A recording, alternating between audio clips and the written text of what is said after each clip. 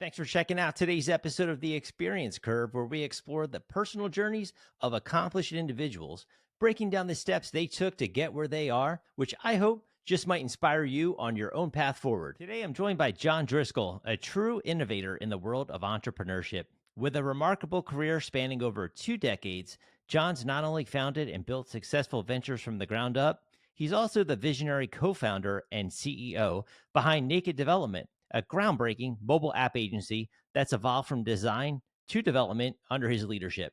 John's journey is a testament to the power of passion and perseverance. Each business he started has been carefully constructed from the ground up and propelled to success through his unwavering commitment to excellence. But what sets John apart is his infectious enthusiasm for the industry and his balanced excitement for the possibility it holds. His journey from the mortgage industry to app development is proof of his ability to adapt, innovate, and thrive. His advice for entrepreneurs is as invaluable as it is inspiring and will leave you feeling motivated, empowered, and ready to conquer your own entrepreneurial journey.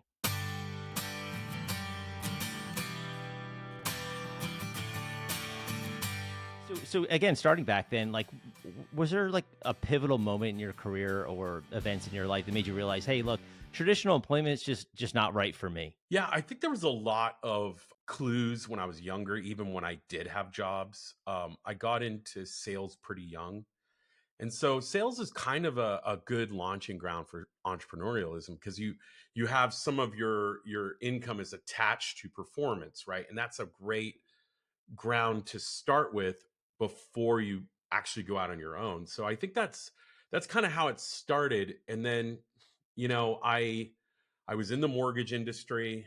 I was doing wholesale mortgage banking, and I was very, very used to having my life on the line, right? So Hmm. I think that that's a part of it. And I think that's very jarring if you haven't been in that environment when you go to a point where you're like, wow, if I don't kill something, I'm not going to eat. That's a really jarring experience when you're trying to support a family or whatever. That's why I always encourage people to do that before you have massive obligations. But I didn't have that luxury. I was married and I had a son, and he's like 1 years old, and I'm just like going, I think I need to do this. Like, and it was really, the idea was to go out and start my own mortgage company. I just felt like the opportunity was there. I was coaching so many people and I was so good at it that I felt like they were getting all the rewards and I was not getting those benefits. That was kind of the beginning. Yeah, no, especially when you have that sort of family and the child that just is born is like, okay, I have all these responsibilities and Yeah. risk assessment, right, comes into play. To a degree, when you have that day job or that steady paycheck, you're not a comfort zone, but you have that stability. It's when you decide to kind of branch out on your own. How do you personally approach like risk assessment, decision making on like, is this company worth, like you said, your mortgage company, the current company you have right now? How do you sort of determine that level of risk you want to take on?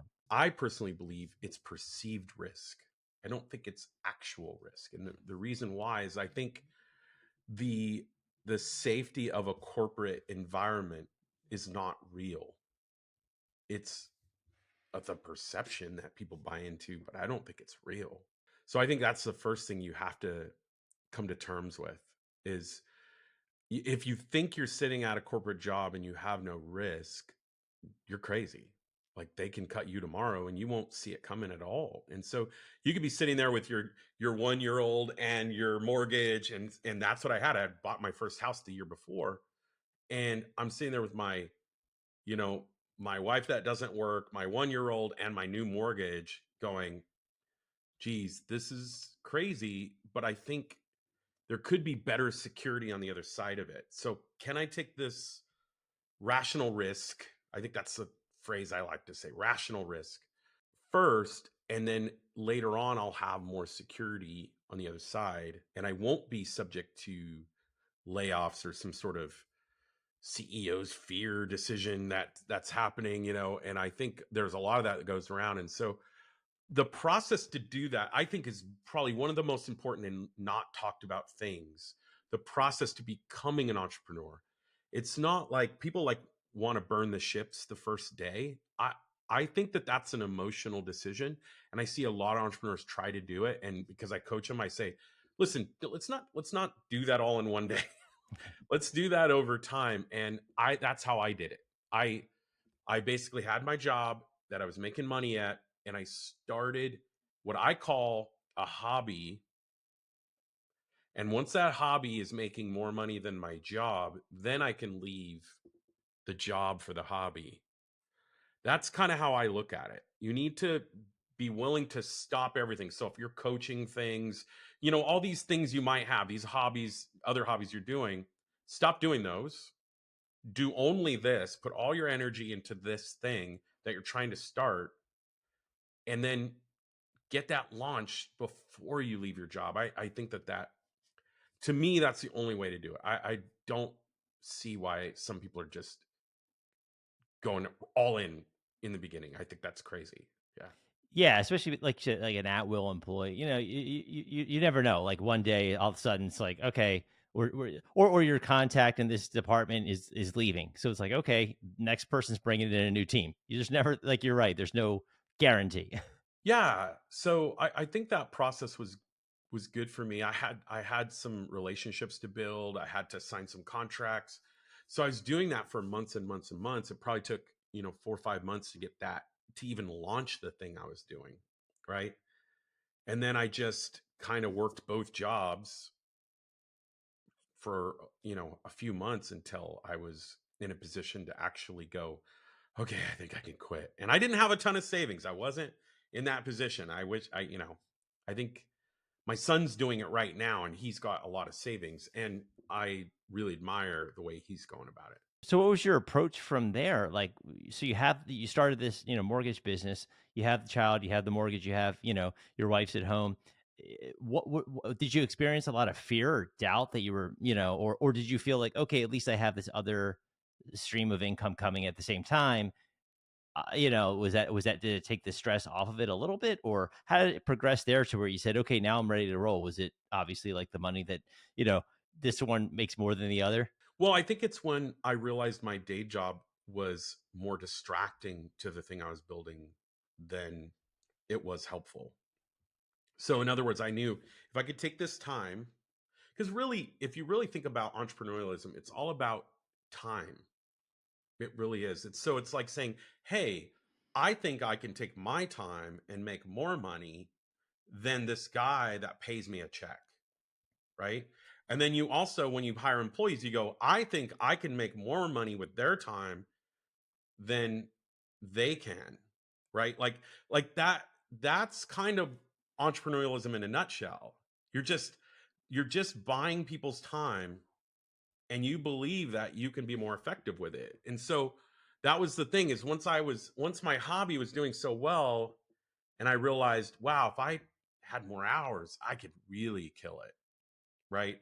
And then 3 months in, I just said, okay, I think I'm done. And I gave my 2 weeks, and I have never worked for a person ever again. Wow. Yeah, that's the best feeling, right? When you say, "Okay, I don't making know about it. A great feeling. It's very scary." scary, Yeah. right? Like, it's super scary. Like, I definitely wasn't feeling like that at the time. Sorry about my dog here. So it was just super scary. Yeah. Yeah, you're just like, and then you're having really tough conversations with your wife, which is why I just think, if you do this when you're single, guys, do this when you're single. Don't do it like I did. It is a much harder road than do it when you're young. And I think that that's the best way to do it, because you can handle more risk when you're young. You know, you can work at your, live at your parents' house, and you have all these awesome opportunities to not take on more risk until you're really ready for it. And I didn't have that luxury, but it worked out. Yeah, so okay, so what happened from there? Okay, you started this company, you left the day job, you have this new business. What's next? Is it growing the business till you decided, "Okay, I'm gonna get into something else," or Well, at first, I had no goals. I didn't know what this thing was going to become. I had no clue. I So then I started doing pretty well, and then I was like, well, what if I had more people could I do better? Like I'd like to say I like had all these really cool plans built up, but I did not. And then I had a bunch of friends that wanted to do it. They wanted to be sales guys, and they worked at like computer sales and other stuff. And they're like, "Hey, can you teach us how to do this?" And I said, so I got 4 of them, and I said, "I think so. I think I can do that." So I said, "How about this? You guys 2 nights a week, you come to my office. I will work later those nights. I will teach you how to call people." I was really telemarketing in those days. "I'll teach you how to call people and close them, and then I'll do the deals. And so I'll pay you for each deal you get me." And that's started. And one of those people was my brother and 3 friends. I started doing that every Tuesday and Thursday, and that just became a routine. These guys had jobs. They were trying to get in the same situation. And so I kind of just built that model. And, over the course of 4 or 5 years, I had 120 of those folks working Wow, for me. right? Yeah. So Yeah. it really grew. Yeah. It got a lot bigger. Did you at the time, did you have any mentors yourself, advisors, obviously collaboration, teamwork are essential, right? But for yourself, like, were you leaning on anyone? I wish I'd done that. So let me Uh, just say, if I could go back, one of the things I would have done is get some sort of business coach, because I knew how to sell and I knew mortgages really, really well, but I knew nothing about how to run a company. And if, in those days, there wasn't as much coaching around as there is today. Like now, turn on Instagram and you're going to have like 5 ads today, right? So, yes. but in those days, I didn't know anybody who had coaches. I didn't know about coach. So I didn't really have a business coach. And I really think had I had that, I would enjoy it a lot, or I would have missed a lot of pitfalls that I fell into because I just didn't know better. Yeah. Yeah, no, you're right. I mean, nowadays it's business coaches, is branding coaches, you name it. Everyone's a coach for something. So yeah, and then but at the same time, you have so much of a saturation that you never know which ones are legit and which ones actually did the work to advise you, right? Yeah. So what happens from there? So you're growing to over 100 plus salespeople, and what happens with the company? How do we get to naked development where you're at today? Yeah. Yeah, so around 2006, and I've been in this business a long time, since 92 at that point, so I wasn't like a guy who just like jumped in the mortgage business. I had been in it my whole life at that point, So 2006, I there was some realizations I was coming to. One, that the market was changing, and two, that I didn't really like it very much.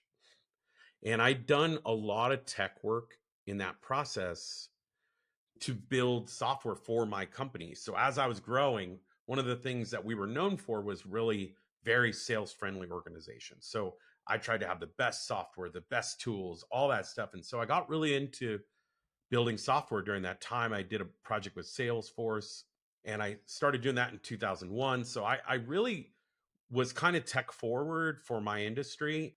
So around '06, I was really kind of like, man, I'd really like to be in the tech business, and I really find myself very passionate about this. And I found it very, very hard for entrepreneurs to start tech companies at the time.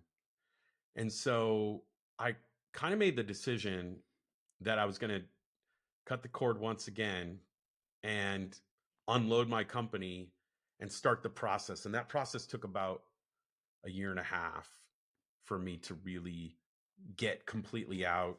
I did an exit, and then I was like, okay, I'm going to go into consulting for tech business things, and I'm going to build some software. But I didn't know how to do that. I had no clue how I was going to do that. Yeah, it was wild. Like I don't even know what I was thinking, but I follow my passions sometimes pretty blindly. Sometimes, yeah. Yeah. So, I mean, a lot of people, they just kind of take that. Okay, this is what my body's telling my mind, whatever it is. This is what feels right. Go with it, right? Yeah, and I think the tendency you see in a lot of people is they want all the answers up front. And I would just say that's completely impossible. I don't know. I think even having that goal is kind of ludicrous in starting something. You're not going to have all the answers. You're going to have to figure stuff out as you go. And so I was very fortunate. I was doing web development and all this stuff, and the iPhone came out in 2007, and then March 6th, 2008 rolls in, and I'm still trying to really find my path. I'm not very clear on what I'm going to do. And I watched this, video of Steve Jobs announcing the App Store. And it was one of those hour-long things where they explain all the stuff. And I'm watching, the Apple videos because I was really, really fascinated with Apple as a company at the time. And he says, "Hey, we're going to do this App Store where you can be a developer and you can make apps."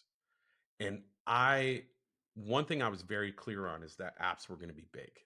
I really, really believed that. I thought this is the future. I walked into my co-founder's office now, who worked for me when he was like 22 when he started with me, and I said, "Hey, we got to stop everything. This is what we're going to do. We're going to do apps." And he's like, "Well, how do we do it?" And I go, "I have no clue, but we're going to figure it out." Yeah. Okay, so this whole thing with Steve Jobs just totally inspired you. It's got you to feel like, okay, I don't know what it is. I'm gonna just jump in. I'm gonna figure it out. And this is how you started Naked Development. Yeah, so that's how I got into mobile application development. And at the time, my company was Organic Sales was the name of it. And we were just consulting, we were just like, but I knew that there was this whole wave of mobile that was coming, and we were trying to help people, like, how to even, because iPhone was just out, but people started, like, it started with like, "Hey, my website doesn't look very good on a phone." That was the beginning. People think it started with apps, really, but the right before that was like, "Hey, I when people look at my website on the phone, it looks terrible." You know, we take that for granted now, but it was like your website was big still. It didn't shrink down. What we call responsive design wasn't invented. You know, so we started to make mobile experiences for companies, and that's like how Organic Sales, we started doing that. And then we were trying to figure out how to make apps for phones, like, we just, it was all very wild, wild west in those days. Yeah. And are you how many people are in the company at this time when you're just getting started with Just the two of guy us. you Yeah, just the just two? two of us. Yeah, Okay. I was designing. I mean, it was it was really crazy, like, trying to figure it all out. We were just really literally Googling everything. YouTube videos, whatever we could get our hands on that would help us to understand. And so then we would hire some contractors here and there, but that was it. It was just the two of us. We didn't have enough money to have more than that. Yeah. So as it progresses, you get better, you learn, you kind of like you said, I hire an outside people from time to time. Hmm. How does it start to grow in the sense of where you don't say, let's abandon this because it's not going anywhere? Yeah, I think our thing was is we got some big contracts to actually, like, good long-term deals. And that was good and bad, because it was also scary, because you were like sitting there going, "Man, if this guy goes away, we're really in trouble." It was kind of like having a boss again, Mhm. you know. And so I had one company that was really dominating a lot of our time, and they were having us do a lot of corporate stuff. So we were working with a lot of big brands and stuff like that, and we were really kind of at that time known as a design firm more than a development firm. And we were good at design. That was the one thing we knew how to do pretty well. And I kind of told Jason at the time, my co-founder, I just said, "Hey, can you just really just get really good at design, and I'll focus on the sales side of this." And that's when we finally went, like, and had our paths. We knew what we were good at and what we were going to do. I was a decent designer, but I wasn't on his level, and I just felt like it would be better if we were more clear about who was doing what. And we split up, and we were he was doing the design and I was doing the sales, and then I was working with the big companies, and I was going to all these meetings and doing that while he was designing stuff. And we kind of did that for a while, and we got to work with some cool brands during that time. Yeah. Yeah, so you're working with these brands, you're doing more sales, which how different was that than the sales you were doing in the mortgage world that you were again teaching all these people how to do? How many of those skills were transferable to what you were doing at this point? Well, sales is all transferable. However, it is very, very different selling a a $500,000 contract versus trying to sell, a mortgage to somebody. Really, really different. Consumer versus B2B. I had to learn a lot about the technology speak and, a lot of stuff about that, dealing with IT departments. That was really tough because they were awful to deal with, Mm. So yeah, I had to really understand how to build relationships with people that didn't really see me as a friendly face, you know. And in corporate deals, that's what you have to realize is like some of these people are not your friends and you still need to make friends with them. you know Okay. and so that battle was tough, and I learned how to really spend time with people, lots of social things I was going to. That was very, very different. I didn't do any of that in the mortgage days. Yeah. Yeah, nurturing the client kind of thing. Yeah. Yeah. Yeah, I would think mortgage is at least the basis is most people understand you're buying a house, right? Whereas these websites, mobile websites, it's like you said, Wild West. Like I have no idea, but I know my company needs it, Yep. and you're the guy that's supposed to tell me how it's supposed to look and why. But like, why do you want all this money or this amount of money? So is that kind of disconnect from just okay? I want a house and I know I need a 30-year fixed. Very, very different. And then like even like talking to CEOs and trying to convince them that they even need what you're doing, because CEOs were very removed from what IT was doing. So IT might go to CEOs and go, "Hey, you need this thing," but they're not very good at selling their CEOs on stuff, right? So, or the marketing department or whatever that is. And I had to go in and go, "Hey, here's the data on why this is important and why you're missing this much business because you're not mobile friendly, or you don't you could be using an app as a tool to build more relationship with your client," or whatever that was. Learning how to solve problems for CEOs and convincing them. And a lot of times the departments would be something like, "Oh yeah, we told them that too." And I'm like, "Well, you didn't sell them though. I did that." Yeah. So it was very much about trying to make those people your friend as you're convincing their boss to do what you're telling them to do. That was, yeah, it's challenging. It really is. Yeah. So was it called like a WAP site, the WAP, or am I crazy on that one? Well, like almost like a web app. Yeah. Yeah, was that what sort of in the beginning before now everyone just has straight up apps for the most point part? For sure. Well, people's web environments, it was a M dot whatever your website was in the beginning. Yes.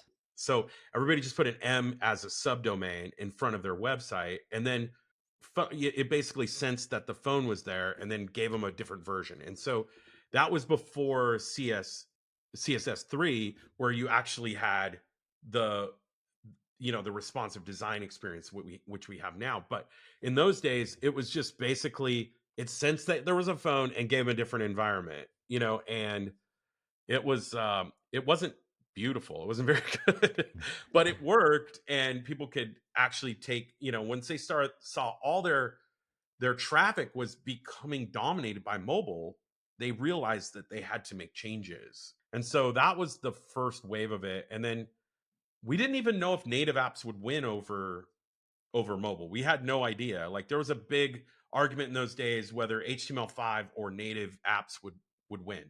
We so we did both because we just weren't sure who was going to win that battle. And there was a lot of people in the HTML5 camp that just said, "Hey, HTML5 is the future. Nobody's going to want to download apps." Like that was a comment people were very seriously believing for a long time. Clearly they were wrong. I believe they were wrong too, but I had to play both sides of the fence. Yeah. Yeah, exactly. That sort of nurturing side of and you never know, right? With these things, who's right, who's wrong. But if you have your gut was right, so far in your career. So seemingly you knew what you were gonna, what you were doing. So as this progresses, right, and you're going more into again design, how does it start to shift into development? Is that when the app side more takes over and it's like, okay, with these mobile sites are not as big? Yeah. So people, yeah, when native started winning out, and it was clearly that native was going to win. Not that people don't need web environments anymore. We still do, and we still do them. However, when people started jumping on the native train, right? Like they're like the app store, the app store, the app store, right? Like that became such a big thing. And we realized we could really niche ourselves out in that world. You know, there's always the temptation to try to be all things to all people, but I think it's such a mistake in business to do that. It takes a lot of courage to have a niche and really invest in it. At the time, we were like 5% native, like very small part of our business, right? And I just said that's the future. We need to go all in on that. And we're still going to do web environments, but we're never going to talk about it. We're just going to we're going to be the thing that, when people hear about us, they're going to think native, and they're going to think that's what we do. And so really went all in on that, and tried to flip it from that 90% to 95% to the opposite, where we'd be mostly native and we'd still do web stuff. And in 2 years span, I had done that, and we were really, really, kind of more in the native space, which was cool because now we're working on really cool stuff. We were like making new stuff that people hadn't, seen before. What year was this? So, oh gosh, you're gonna make me know all that. So I would say probably around 2010 to 2012. Yeah. Okay. So it's just like past the financial crash of like, remember '08 when we started with you watching Steve Jobs to like, okay, we're like 2 to 4 years from that. So you kind of, you were able to ride that financial crisis that the US went through. Yeah, if you can call it that. Yeah, it was a challenge. I mean, Yeah. it's funny, you like right now, we're having some weird, financial stuff, and people often really like watch the news and they're just like, "Whoa, what's going on? How do I run my business?" And I completely block that stuff out. I have zero interest in watching it. I think it gives CEOs anxiety, and it really produces a lot of fear. And if you're making decisions be, that are fear based, you're always going to be in a scarcity mindset and really struggle. I just don't listen to any of it. I like to know just enough to say I kind of know what's going on, and that's it. I completely block it all out. Yeah. That's smart. Maybe some people, yeah, might criticize it, but it's my style. I just don't like to live in that world. Yeah. Yeah. So we're around like 2012 or so, and then native's kind of the game at this point, and you're sort of solidifying yourself as like the leader, or this is what we're doing, right? And how many people are you at this point in your So company? okay, so at this point, I'm really working for an organization like that really was using us a lot. It was called PhD Labs, and we were their whole design department, and I'm helping to run sales there. And I'm really kind of almost like an employee at the time. It was kind of weird doing that because I felt like, oh, wait, I'm not running things anymore. Right now, I'm just kind of consulting in this world. And it was kind of weird because I liked it and I didn't like it because I felt like I wasn't in control of everything we were doing.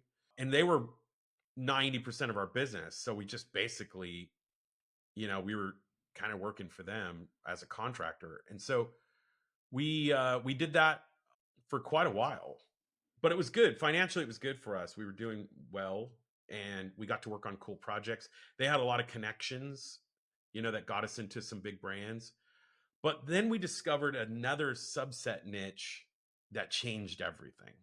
So now we've gone from mobile web, and we're trying to do everything, and now we're only native. And then a company asks us, who had never built anything, is like, "Hey, we're a startup. Will you guys design something for us?" And we're like, "Well, yeah, sure. What's your budget?" And they're like, "We don't have any money." And I'm like, "You don't have any money? Like, how are we supposed to do that?" So that was a first time I had dealt with a startup. And they came to us and said, you know, "What if you just designed it for us and then we'll go raise money?" And I'd never done that before. I'd never seen anybody raise money. I didn't know anything about raising money. I'd never raised money at this point. It was a medical app, and we basically designed it for 15 grand. And then I never thought I'd see him again, you know? Yeah. I just thought, well, okay, whatever. Let's move on to the next thing. And they come back and they go, hey, we raised $1 million. And I'm like, what? You raised what? Like, that's crazy. Like, how did you do that? And and so we went on this really interesting ride with them, watching them through iteration to build this company. And I learned about startups in that experience. And Jason designed this amazing product, which was essentially video hospital. You could, telemedicine was began, and so we made this app, and then they raised more money, and then they raised more money, and they raised more money, and they were like really going on this amazing path. And just by watching them, I kind of saw, wow, like you can just make something and create a company out of it. And I'd never done that before, and I was addicted to it from the get-go. I was like, this is what I want to do. Yeah. At that time, are you still organic sales? No, so we're like we're still just contracting, so we're Okay. not even, our brand is not even out there. So we started really kind of working for PhD labs, directly, and we're just kind of contractors working for them. But I got to learn a lot through that process of watching these startups go. And then we started targeting them. We started saying, hey, what if we could go after startups? This is a niche on a niche, which, man, I'm telling you, you want to do that. You want to get so specific with who your customer is. And I saw that. I really saw that. And so, yeah, so we worked for PhD Labs for quite a while until, you know, gosh, 2017, we were still there. At that point, Jason and I were like, I think we're done. Let's go start our own thing. We had learned a lot about development. We had to figure out the tech side of things, and we made a lot of apps. Our portfolio was really strong. And so we just said, hey, let's go start our own thing. We started Naked. For people listening, Naked Development is the number one ranked U.S. app development agency. So obviously, starting in 2017 to today, it's obviously a huge accomplishment. How did you even come up with the name, the branding? Was that the two of you, or Oh, absolutely. It was the two of us. Huh. Yeah. So it's funny because 3 years before, I was goofing around and I said, I think we're just, out having drinks or whatever. And I just said, if we started something, what would we call it? Because it was kind of like a dream. Like, hey, would we go out and start something new and like just become a mobile app development company and do this thing? And we joked that we could call it Naked because the biggest problem that people have when they make stuff, when they make software, is they build too big. And so I had this concept of creation. When you come into the world, you're naked, and that's perfect. Nobody comes in with, Louis Vuitton on, right? It doesn't happen. So we're wearing just enough clothes. And then I thought all these cool like images of stripping things down, and you know you're naked when and so then I thought it's actually comes from a Bible verse, which is naked and unashamed. Mhm. And it's really built in creation. So a lot of people think it's just to be provocative. Don't get me wrong, I knew it was provocative. I wasn't like unaware of that. I was totally aware of it. And we actually called it Naked Apps in the beginning, but we had massive Google problems. And Yeah. so within 30 days, we had moved off that and we call it Naked Development. Yeah. So you take the niche on the niche, right? And then you get the branding. How does the company again, are you going out to contacts that you had at that point, or are you now saying like this is new? We sort of know this target that we want, but we don't really know a lot of people that are in the startup world, so we're gonna approach it a different way. Now, what I had learned being at PhD Labs is I had really led the marketing there too. And so I had figured out how to get leads to come to me. Mm. When I started there, I was doing outbound sales. And then I was like, no, I'm going to focus on inbound marketing.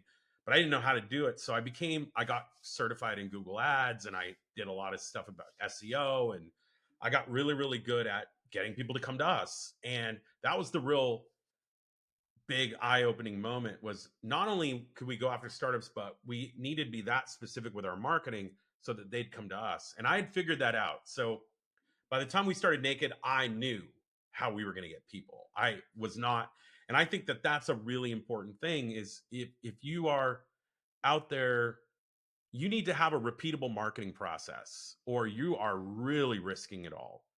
And I would not have done that. It, I would not have started Naked had I not been clear on how we were going to get people, because networking and all that is really a really slow path to getting people to come to you. And so I had really done that. And so when we went day one, I built the website, turned on the ads, and we were getting people right away. Yeah.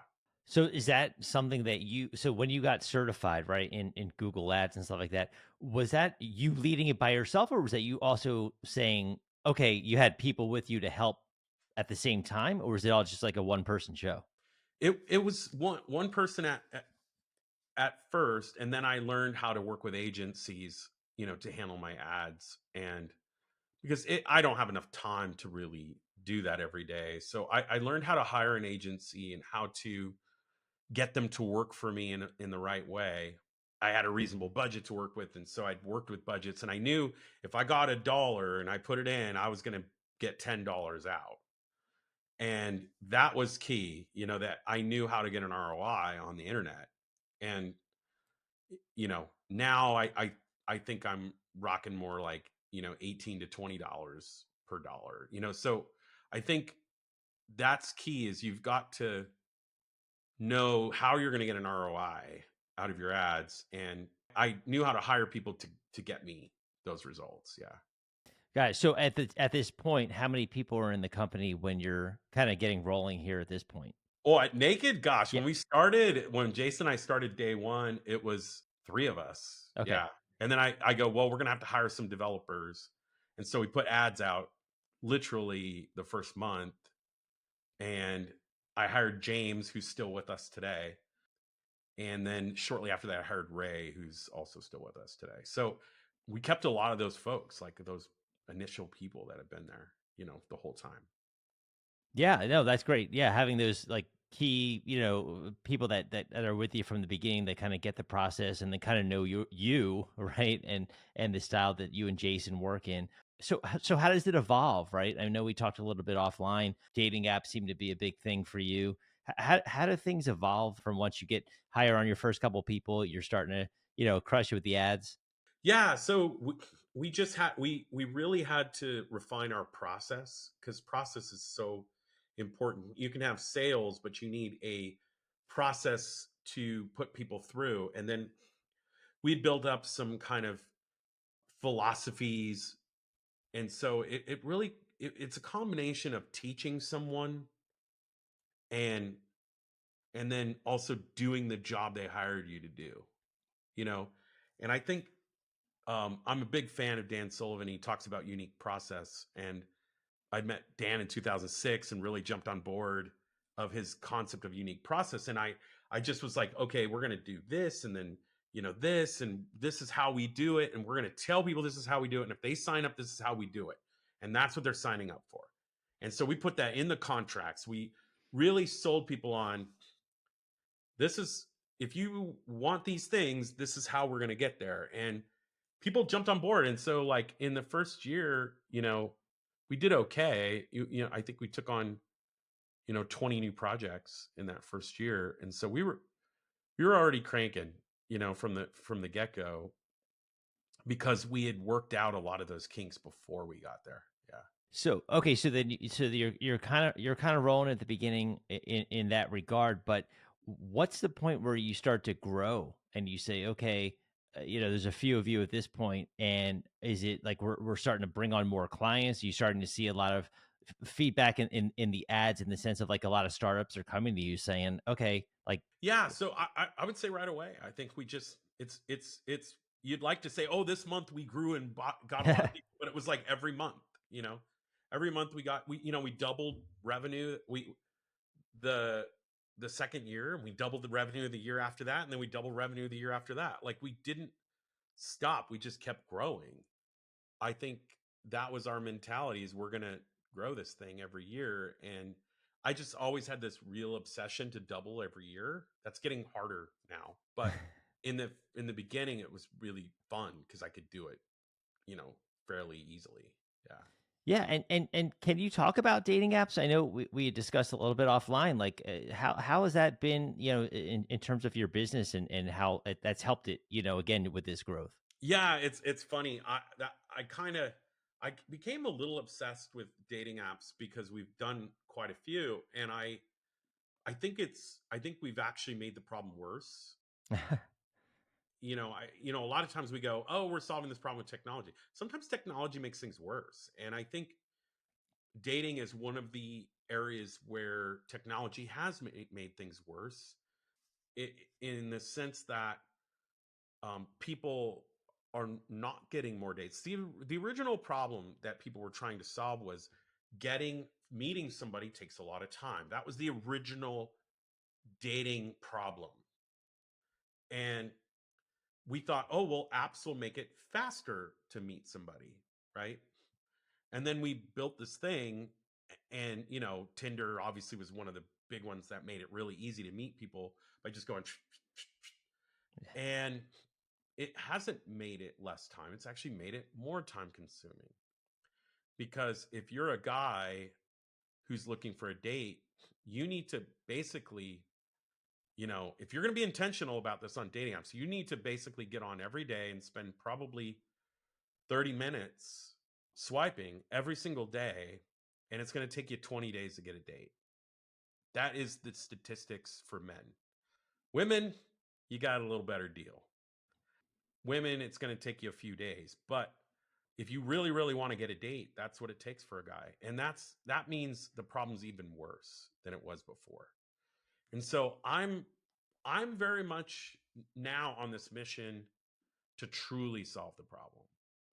I think there's a lot of problems we've created, and we need to find a way to get people out in public dating again so that people can actually meet somebody. Because thankfully my kids already have relationships, but I'd be terrified if I had a 25-year-old daughter in trying to meet somebody after she's graduated from college. Because if you statistically have graduated from college, that next year, you are going to have a hard time meeting people. That is not an easy thing to do nowadays. And so we've made it just an awful experience. And I think this is the worst time in human history to date.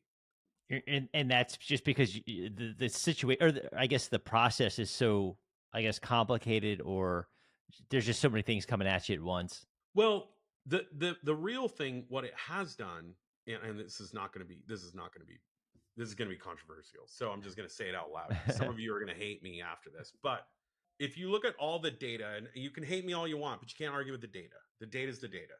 And if you look at what's happened is dating apps have made women believe they have more options than they do. So they're pickier than ever. And they've made men feel like they have no options. And I don't think either one of those things are true. What's happened, because what apps really do is create habits in our lives. And if you look at the habits it's created for us is, too much optionality for ladies, and guys just feel like they have no options. And so a lot of men are just walking away from the dating market, and women are frustrated with it. That is not us using technology to the best of our ability at all. Is that something that you're working to try to, make more of an in-person experience that it used to be? Yes, I think there are some things that we can do to fix the math, and then to encourage more. There are too many companies out there just making money off dating. And there needs to be some companies that have some integrity and really try to fix the problem. And I think that's what I'm trying to do with some of those people, that I get a chance to talk to, that have the decision making ability, is to say, look at the real problem and try to solve the real problem, as opposed to just finding a way to make money off people's loneliness. That's a good way to think about it, right?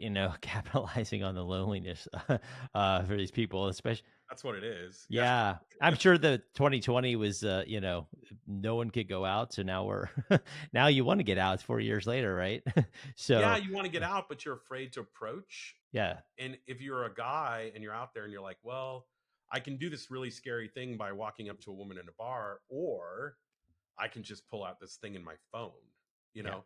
And I think one of them is scarier than the other, but we need to try to encourage human behavior, like human interaction, like and which is where, social media is not helping in, a lot of problems. And so I I like to talk about these things because I think as a technologist, I think it's important that we address the real problems that we are actually not helping with.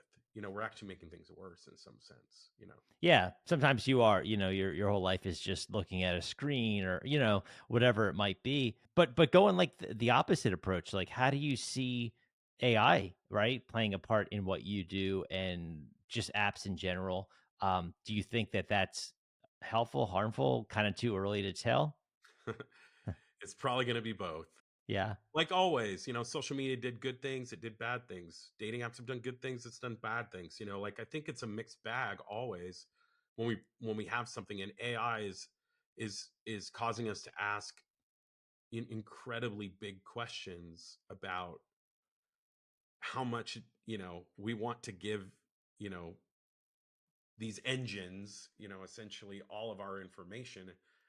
And I yeah, I'm very concerned as a father, as a part of the human race. I'm very concerned about some of these things, and I'm hoping there is some good leadership that's going to help keep this under control. But as usual, I think the market tends to take over, and we're going to have some stuff that's going to really cause things to get worse. But there's some exciting stuff too that I love working on, that AI is going to do.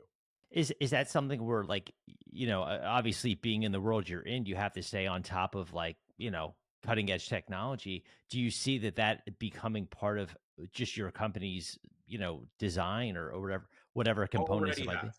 Yeah. Yeah, already has. Yeah, we've speeded up app development processes using AI by month or more per project last year, and we did 105 projects. So it really has massively impacted our ability to create things, to iterate changes, just stuff. And then the AI in the apps themselves, like Mm. using, open AI, as an engine for information or to process information.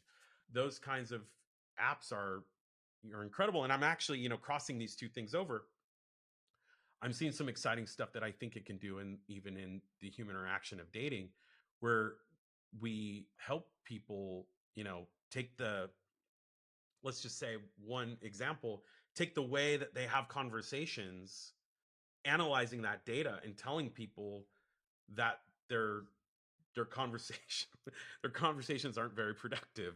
I think there are some things like that, and that's one of the apps I'm kind of passionate about, is like helping people to go, hey, some of the ways you're talking to people is not good. Like helping people, is there like a communication score on how well you communicate with people? We can analyze all that data in a way with AI that we could never do before. So seeing lots of cool projects, and that's some of the stuff that we're working on. Yeah, yeah, it's gonna depending on the company you're in, but it's gonna be implemented, I believe, kind of everywhere, no matter what we Everywhere. do. Yeah, yeah, everywhere. No, it's like the app market in the sense that it's just going to change everything that we do, and it's incredibly disruptive. Yeah, great, disruptive. That's the term, right?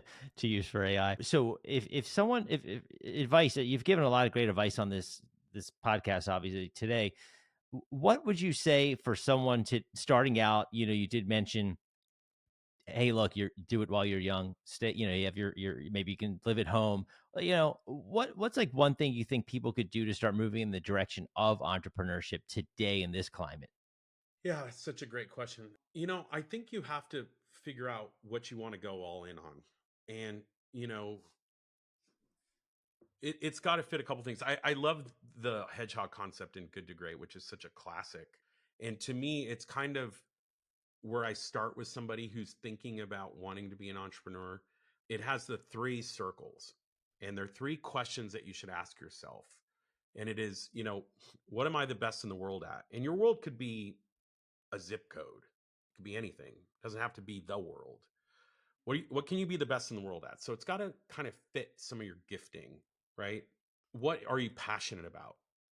So make sure if you're going to go all in on something that you like doing it, because there's going to be a point, where you're going to get a little bored, so Sure. by doing that thing. And so you better be really into it. It better wake you up in the morning. And then the third thing is what fits your economic, model. So in other words, what can drive you financially? Because it's not like money, it's about money. But money is also a resource. So if you don't have money, it's going to put incredible pressure on you, because you've got to eat, you've got to, there's some things that you need. And so sometimes people don't think about those things, and they're just doing what they're passionate about, what they're good at. And we're like, well, you might not make any money doing that. So you're going to have a hard time. There's going to be a point where you just kind of can't keep going, because you've got to have some runway. So those are the 3 questions I think you need to ask yourself. And if you can find a place in the world where those things collide, to me, that's the thing. For me, it was apps. I've been in this game for 15 years now, and I wake up every day more excited today than I did 15 years ago. So that's because of all those 3 things really hit for me. But I think for entrepreneurs that are starting out, you need to really find that thing. I had this very same conversation with my son recently, because he's starting some cool new stuff, and it's fun to see them kind of figure that out, you know. Yeah. No, that's awesome. That's great advice. And for people listening, I want to just kind of connect with you, follow you. What's the best ways to get in touch? Yeah, so you can find us on Instagram at Naked Dev, or nakeddev.com, or on YouTube. Okay. And you personally, you're on LinkedIn? Yeah, for sure. Yeah, Yeah. cool. Yeah. Okay. Well, John, man, this has been great. It's been a masterclass of, entrepreneurship. So I really do appreciate you breaking down everything you've done from day one. You've done, made some such amazing, just accomplishments in your life. So for people listening, it's so much to learn and gain from. So thank you again for your time today. Glad to connect with you, and just had a really great time just getting to know you and hearing your story. Thank you, Joe. I really enjoyed it. Thank you for taking the time to listen to this episode of Experience Curve. Please take the time to share this podcast with a friend or colleague to help get the word out about my show.